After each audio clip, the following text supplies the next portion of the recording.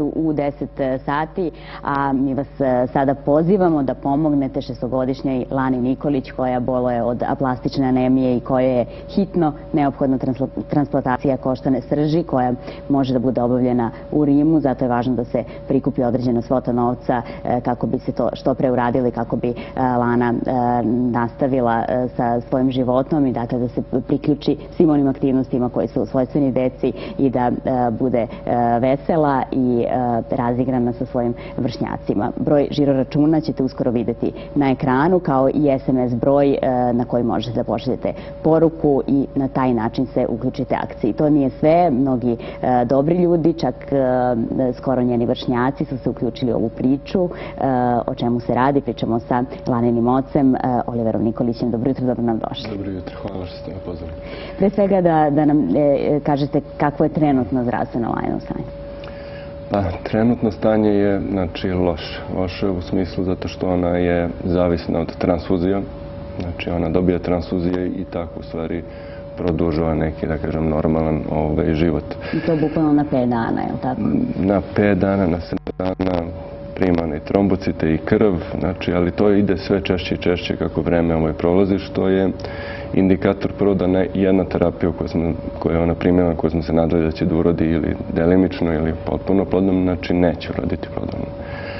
Sljedeći korak je ta transplantacija koštane srži nesrodnog davaca, koju bismo mi želeli da uradimo u Rimu kod profesora koji ima veoma iskustva sa tim, koja leči dosta i naše dece, s kojima se ima kontakte i on je prognozirao dobre rezultate sa tom operacijom. Ali eto, potrebno je da se nađe davac, što isto se radi u Italiji, i da se skupi novac. Tako da jeste hitno da se sve to završi, i novac i traženje davaca. Koliko je novca ukupno potrebno, koliko ste vi uspeli do sada da prikupite?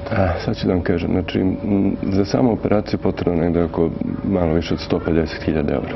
To je jedan račun. Drugi račun je pretraga baze svetske nesrodnih davaca, koja nema fiksnu cenu, zavisi od toga koliko su njihovi troškovi pretrage. Nije isto pretražiti i testirati čovjeka u Mađarskoj ili nekog u Americi ili u Australiji, što oni rade, a traže naravno najbolje koje njoj podudara, tako da ti troškovi još trenutno nemaju, da kažem, neku cifru, ali oni mogu isto biti i oko 50.000.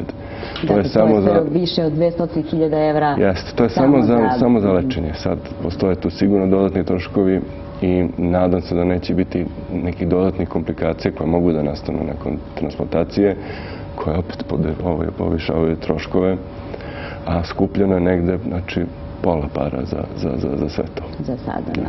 Zato, evo, ljudi dobre volje, društveno odgovorne kompanije, pojedinci, uključite se u ovu priču, vidite broj žiro računa, broj SMS-a, pomozite Lani, kao što će to danas učiniti mali Nikola, Johnny Ranković, od 19 sati upravo u firmi Comtrade će biti održan taj humanitarni koncert. Kažem, Johnny je isto dete koji je svoje detinjstvo proveo po lekarima sa operacijama, tako da ja mislim da on jedini zna kako je biti i dete roditelja sa, da kažem, problemom, znači gde se borimo i za zdravlje i za život.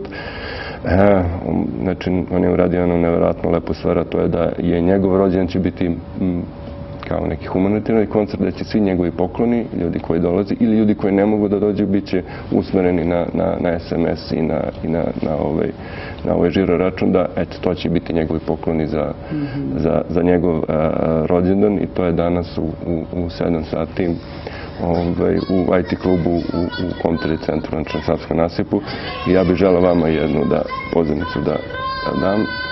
Hvala najlepše i svakako da će doći, zato pozivamo još jednom sve ljude dobre volje. Evo vidite sada Nikolu i njegov nastup. Dakle, on će svoj 10. rođendan proslaviti tako što će svoje poklone, dakle novac koji dobije, uplatiti na Lanin žiro račun za njeno lečenje. Podsjećamo, Lana Nikolić boluje od aplastične anemije, hitno je potrebna transplantacija koštane srži koja će biti obavljena u Rimu. Potrebno je, dakle, još nešto više od 100.000 evra da se prikupi, zato pomozite koliko može, vidite broj žiro računa, vidite broj SMS-a, pošaljite, svako da pošalje jednu poruku pa bi se sakupilo dovoljno novca. Olivere, hvala vam što ste bili ovog jutra sa nama i naravno sledeći put kad dođete vidimo se sa Lanom koja će moći da kaže ozdravila sam zahvaljujući pre svega humanim ljudima koji će sigurno odgovoriti na ovu priču. Hvala vam puno.